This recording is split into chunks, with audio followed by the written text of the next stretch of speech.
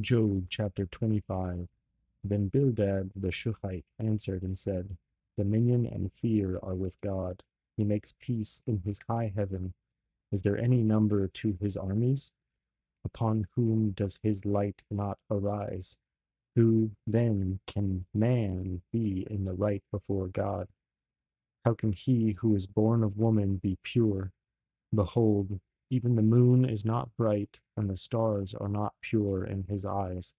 How much less man is a maggot, and the son of man who is a worm. Chapter 26. Then Job answered and said, How you have helped him who has no power, how you have saved the arm that has no strength, how you have counseled him who has no wisdom, and plentiful declared sound knowledge. With whose help have you uttered words, and whose breath has come out from you? The dead tremble under the waters and their inhabitants. Sheol is naked before God, and Abaddon has no covering.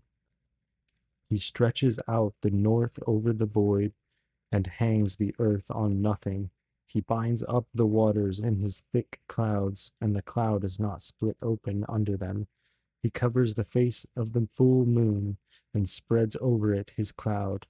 He has inscribed a circle on the face of the waters, at the boundary between light and darkness. The pillars of heaven tremble and are astounded at his rebuke. By his power he stilled the sea, by his understanding he shattered Rahab. By his wind the heavens were made fair, and his hand pierced the fleeing serpent. Behold, these are but the outskirts of his ways, and how small a whisper do we hear of him? But the thunder of his power, who can understand? Chapter 27. And Job again took up his discourse, and said, As God lives, who has taken away my right, and the Almighty, who has made my soul bitter? As long as my breath is in me, and the Spirit of God is in my nostrils, my lips will not speak falsehood, and my tongue will not utter deceit. Far be it from me to say that you are right. Till I die, I will not put away my integrity from me. I hold fast my righteousness and will not let it go. My heart does not reproach me for any of my days. Let my enemy be as the wicked, and let him who rises up against me be as the unrighteous. For what is the hope of the godless when God cuts him off, and when God takes away his life?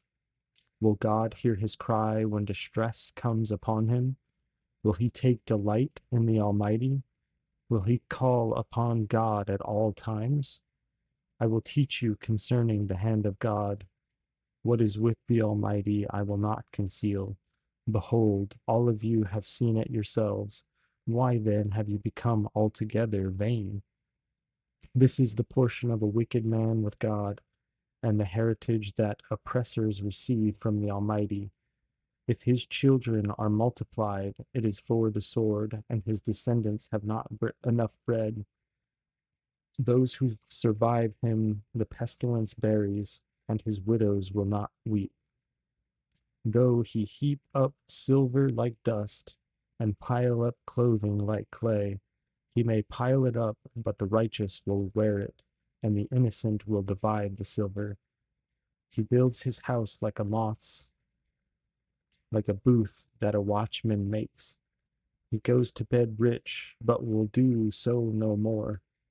He opens his eyes, and his wealth is gone. Terrors overtake him like a flood in the night. A whirlwind carries him off. The east wind lifts him up, and he is gone. It sweeps him out of his place. It hurls at him without pity. He flees from its power in headlong flight. It claps its hand at him and hisses at him from its place.